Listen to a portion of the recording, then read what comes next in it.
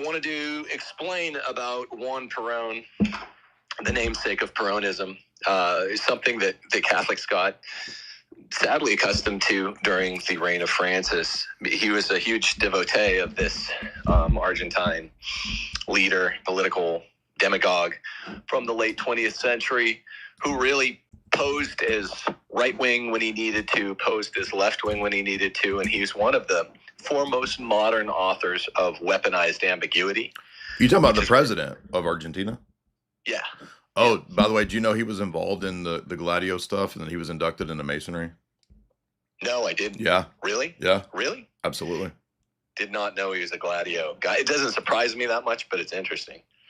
Anyway, like, that's where Francis got this usage. He habituated the strong usage, the main mechanism of his papacy, of weaponized ambiguity, where you float something out there that both sides, like Juan Peron, the left and the right, can use, and it creates Hegelian arguments.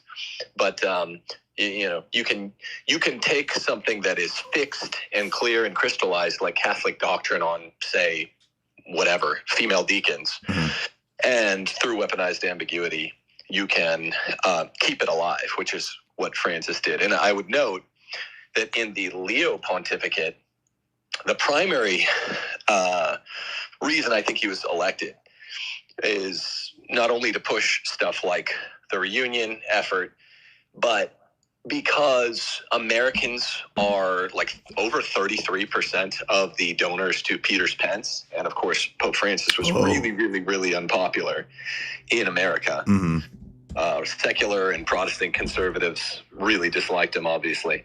And so they wanted to float this guy that would continue Francis's program. Of course, I'm a faithful Roman Catholic. I don't think Francis's program destroyed the church or anything like that. It's just bad modern leadership. But he's continuing the program, continuing the Peronist project of using weaponized ambiguity, and now you're seeing the mask drop more starting around September, whereas he'd been kind of heralded as the new American guy who's more conservative than Francis, because they're trying to get that fundulation back.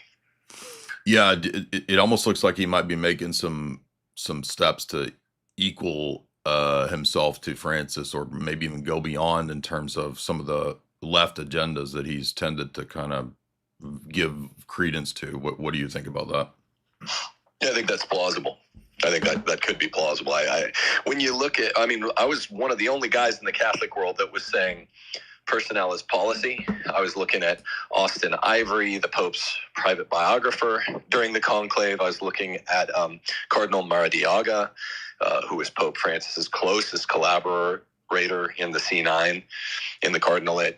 I was looking at Father James Martin, SJ. They were all wildly for Cardinal Prevost, and who hadn't even been on my radar as papabile up to the conclave, and they were all just wildly for him. So I said, this is trouble, and Catholics jumped on my case, and it's coming out to be true. But I think he could be as bad, or maybe a Phantom Menace Episode 1 throwback, even worse, because he's ostensibly better. Are you an angel? Anakin. That's yeah, Jamie. Every time we watch that, Jamie and I crack up at some of the stupid lines from Anakin. But so I wanted to movie otherwise though. Yeah, no, there's some fun parts to it for sure. I wanted to ask you about in the Catholic and Orthodox world, as I mentioned, we have this push for the raising of the feminine, so-called, to equal the masculine, and we know that all this stuff to do with deaconesses and the idea of female priests is tied intimately into the notion of feminism, and that men need to be put in their place by women. They need to be shut down. They need to be quiet. And I think that you took issue with some of what Joel Heschmeyer has said. Would you want to comment on that? I think you're doing a stream on that, right? Yeah, I'm gonna, I guess, respond later. I was saying I debated. I told you and I were both saying I'm kind of sick of debates, but it's easy. You there? Something's going on, bro. We heard Tim good for like the last 10 minutes. The last 10 minutes. We only had you for 10 minutes. All right, let's try. Yeah, usually coming back in works. Let's see if that works. Yeah, I mean, I saw a few clips of Joe. Is it Joe or Joel? I forget his name, but I was not very impressed. And Alex Soren did a response. I good. Yeah, so you're good. What the hell's going on? Yeah, I think it's actually X is acting weird, honestly. Yeah, I always have some trouble with spaces. Anyway, yeah, Joe Heschmeyer, a Catholic Answers apologist. They've been out to get me for 6 years on the feminism question since I crushed Trent Horn in a can a Christian or a Catholic be feminist debate in 2019. And they're just trying to limited hangout after all the, well, I'll say this, Jay, this is something that's cool that you collaborated with us on, and you had a badass part, kind of the opening part of our documentary, What a Woman Is. That's about to be hung on one of the largest platforms in the land. I haven't announced which one for another couple days. Do you want to wait before that's announced? Yeah, I just have to ink the contract. Hopefully Thursday I'll be signing that contract. But you have an amazing part standing up for traditional Christian masculinity and femininity, and it's gonna rock the land, and people are definitely gonna hear about it because of where it's gonna be hung. But so ever since the last couple of years, where we've made great gains, the Christian patriarchy movement, which is not specifically Catholic, it's Orthodoxy, it's even guys like Joel Webben, the Protestant, just arguing for the absolute difference, the absolute obedience of wives to husbands that Christianity stands for scripturally. Places like Catholic Answers have been running, and so they've been having their apologists come out with limited hangouts. Like, we're not going to defend outright feminism anymore the way Trent Horn did in 2019 in this debate against me. We're going to split the difference, the way you do with a limited hangout. And that's what Joe Heschmeyer's been doing. He's been making videos against me saying that a wife doesn't have to obey her husband in all things, even though the Roman Catechism says a wife has to obey her husband in all things not inconsistent with Christian piety. And that's sort of the battleground. And it's a battleground that circumscribes the laity, who's like 99% of the church militant. But yes, it has implications for how much we should listen to female clerics. They want to reify female clerics. And, ever since Vatican II, the church started naming female doctors. There were 0 female doctors until like 1970 of the church. It means teacher. Oh, interesting. I never even thought about that. So, yeah, like the idea of the doctors of the church, including females. I haven't even thought about that. When was the first one? Do you know? 1970 or 69 or 70. Really? After Vatican II. Wow. And again, I don't think I'm not saying this busts. We know, Tim. We know you don't think it it's just still. I didn't know that. People saying I'm going on here. It's just deeply, deeply problematic because doctor in Latin means teacher, and women are not allowed to teach men, and they are subservient to men. I was just reading a hilarious quote from Ambrose saying Adam is superior to Eve and men are superior to women, even though they were made outside the garden and she was made inside the garden. But the battle...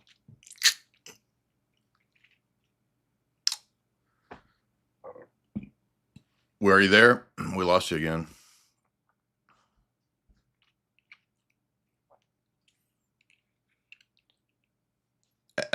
Elon has determined that Tim only gets 10 minutes. Try again. Can you hear me? At least I'm getting better at coming back in. Yeah, I can hear you. It's kicking me out fast. Yeah, I was just saying something we can all agree on, that I know do agree on because of how effective you were in our documentary. Man was not made for woman, woman was made for man. And that's the whole battleground for both the laity and the clergy, the way that the infiltrators are trying to introduce feminism into Christianity and have done so for 150 years. I think that's a key point too, that people don't realize that the gender subversion is actually the stronger, more effective way to subvert than just trying to like introduce some, gay friendly document or some, some other tertiary thing. Like a really cunning, subversive way to destroy things is actually this kind of gender stuff. How many trannies or people that were even tempted to transsexualism have you ever met? I've none. It's fake. Very few. How many? Yeah. What? Very few. Yeah. Yeah, very few. But how many households are affected by feminism? Exactly. It's like every single one we grew up with. Well, every girl is told, oh, you got to go to college and get a law degree, become a slay queen. Yeah, yeah, for sure. Every single one, and everyone's mom, growing up in the 80s, 90s, early 2000s, was the main person they asked, not their dad. That's disordered. It was not father knows best. And when you look into the history of feminism, what you have and I have and Rachel Wilson has and my wife Des in her book, it's just very clear that we were lied to even about the historiography. Feminism is not like 60 years old. Right. It dates back to the middle 1800s. Right. Your grandparents were feminists. And the proof of that is literally I've been in arguments with like my 100-year-old grandma when I was complaining about my female boss. She was saying, oh, I could have been your boss. You would have been good. I'm like, no, it's unnatural. It makes me feel unnaturally bad to ever be bossed around by a woman because it's unnatural and it's unscriptural. Absolutely. Yeah. And this is so contrary to where like everything in society is. But Tim, I appreciate you being bold on this. And you did a book on patriarchy and then your wife has one as well, right? Yeah, it's called The Case for Patriarchy. This was honestly at a lot of the major conservative outlets. Even Michael Knowles was really pushing it hard when it came out 4 years ago. And my wife's book is called Ask Your Husband, quoting scripture there too. So, we, along with you, along with Rachel, were at the forefront of this Catholic and her husband Andrew Wilson, this Christian patriarchy movement, and it's the most important thing. It's the most important thing to the elites and the subverters. It really is. And this is so overlooked because, all this stuff begins in the family, begins at home, right? That's where children are imprinted, so to speak. I mean, I'm not saying it's all environment or whatever, but epigenetic type, people are imprinted from their birth by the relationship and roles that they immediately experience in the way that mom and dad act and treat each other. So if a child is raised always, being, by a single mom or always, you got to understand there's situations where people can't avoid that. But when they see this sort of like, cucky behavior by the dad or the absentee dad or whatever, or the, feminist insane mom, like it causes the aberrations later on in life where men grow up to not actually be men, but to be just sort of default subservient to whatever women are saying. And so I think you're spot on, Tim. What time is your stream today for people that want to check out your response to Joe Heschmeyer? We're going to do like 1:30 CST. Could I just add one one thing to what you just said? Sure. I just think about this. And this is why we called the documentary that's going to rock everyone, What a Woman Is, as opposed to Matt Walsh's documentary, What is a Woman? He actually doesn't get around to answering the question, and all he says is that a man is not a woman. He says what a woman is not. And then the documentary that Walsh came out with, Definitely True, proceeds to prove a point that everyone already knew, which is that ontological gender dysphoria, i.e. transsexualism, is false. Everyone knew that. No one ever believed it. But what everyone believes is feminism. The name for feminism is functional gender dysphoria. It's just a man acting like a woman acting like a man. You talk about this in What a Woman Is. I talk about it a great deal in The Case for Patriarchy. Mm-hmm. That's the one that got everyone, man. That's the gender dysphoria that screws up everyone, probably turns people gay, makes men and women hate each other, screws them up, wires women to want to go do male things, men to want to nurse their babies or whatever the shit. It's crazy. And it's the big lie. It's the final attack on the family. Tim, a lot of people in the chat are saying that they used to stick up for you, but then you said Phantom Menace is good. Come on. The prequels are the best. The prequels are the best. What? Whoa, dude. You're just rage baiting. Come on now. I'm not. I'm like, episode 4 is straight up garbage. A New Hope is almost unwatchably bad. This is the first time I've heard anyone with this take. I'm almost like, I'm not sure what to do here. I like Empire Strikes Back. Yeah, that's good. Luke's a little bitch. Episode 4 is hard to watch. I like Harrison. Luke's always a little bitch, but also that's his character arc. Like he sort of like grows up by Return of the Jedi. And yes, I know that the Empire is actually the really based people, and the Jedi are like the gay relativists. I know all that. I'm just saying, like. No, I'm not even on that. I'm just saying, look, episode 1. So it's the principle of parsimony. Darth Maul is badass, right? And George Lucas overused Vader in 4, 5, 6. And you see Vader like scrubbing his fucking toilets. Dude, the whole chat is saying that you're a Star Wars heretic. I am. That's fine. But I'm with the Zoomers on the prequels. Oh, no. Okay. No, okay. So he overused Vader in 4, 5, 6. You see Vader like reading on the toilet. He's in every scene. And so it takes away his badassness. And so Lucas overlearned that principle and overcompensated, and then came up with Darth Maul, who's the coolest character in Star Wars, and he underused him. He's only in 2 scenes in Phantom Menace, so that's definitely a problem. Qui-Gon's also cool. He killed him too early. But Jar Jar is really the hero, and I'm going to stick with that. Oh, my gosh. Wow. Okay. I'm just going to decide to steel man this whole thing and say that you're rage baiting, because it's blowing my mind. By the way, I don't hate the prequels like a lot of people do. I just think they're kind of silly. I like the plot though. Like there's some interesting sort of false flag style conspiracy stuff going on in the prequels. But anyway, well, Tim, I appreciate you coming on. Thank you for your take. I think a lot of insight, a lot of wisdom there. Anything you want to leave us with? Yeah. Everyone, I'll be, I guess, doing the stream at 1:30 if you want to hear the real Christian point of view on man-woman relations. Could I ask you real quick, what exactly was Joe saying? Like, what was his critique of you? Because I didn't hear all this.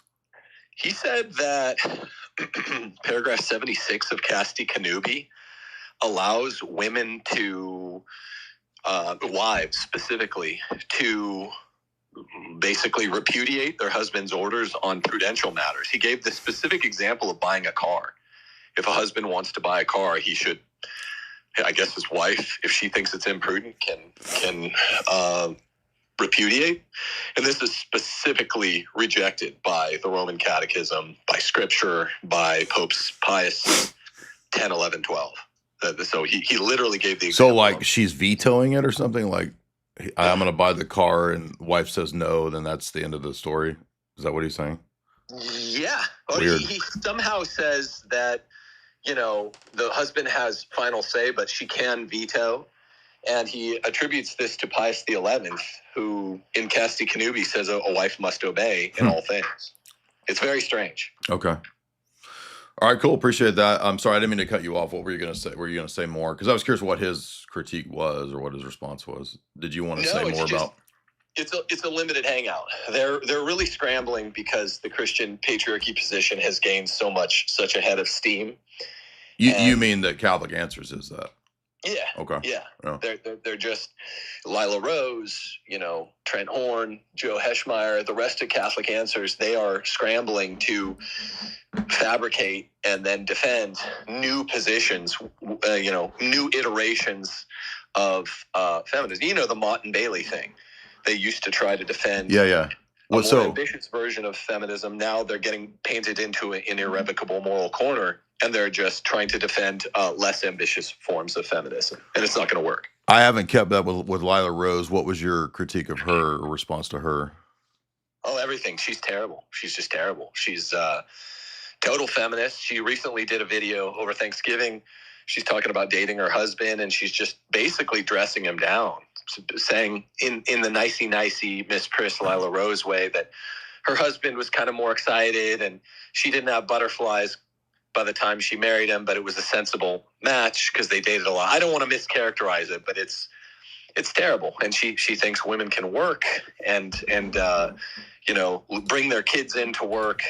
And she says feminism is good. She says first wave feminism is good, which is actually the most evil wave of it. As you know, just everything she says is wrong, aside from the fact that abortion is wrong. Well, I'm not doubting. I've never really even kept up with this chick, so I don't know much about what she talks about, but I don't doubt you at all. She's influential. She was at the White House yesterday. So wow.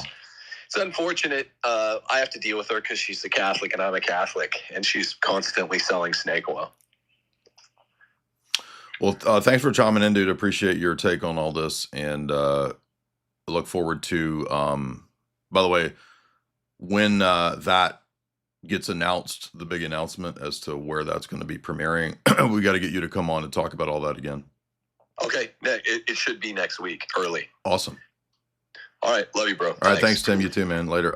So guys, look for that. That's going to be a lot of fun. A huge documentary. Shout out to Nick Stumphauser for making a really cool documentary and putting me in there for a sizable chunk. I didn't know how much of it would actually make it into the documentary, but that was really cool of Nick to do that. And shout out to Tim for kind of setting that up, arranging that. When that gets up and announced, no worries. I'll be talking about it a lot. Don't worry. If you don't understand what's going on, it'll be announced. It'll be up.